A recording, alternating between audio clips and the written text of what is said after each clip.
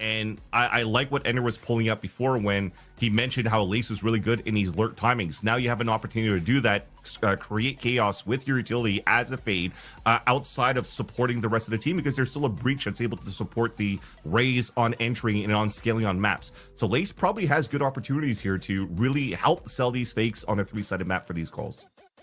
I mean, talking on the other end with what Wadada was playing last time on Lotus, we got to see the double senti again. Of course, we're seeing a lot of the double sentis in their compositions, considering that Starbound is this insta-lock chamber. I respect it. I like it. They're starting on the defense here, though, too. So having the double senti on the map, how are we feeling about that one here, Vans, with what we've seen on tape coming out from Wadada?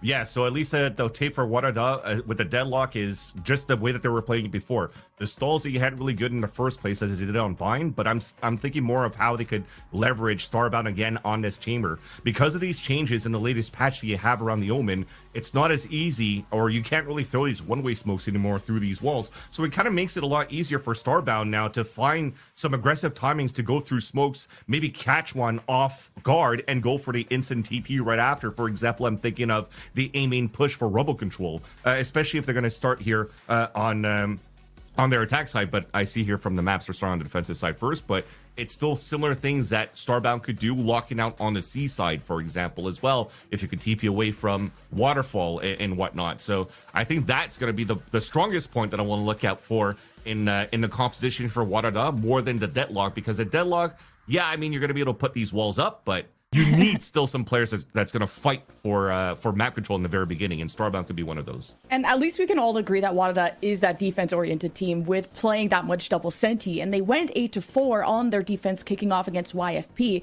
And like you brought up, Vans, we need to see them string together at least cleaner offenses, and they can kind of leverage around the same comp that they just played with. We just finished kind of hyping up Astralis on the deadlock.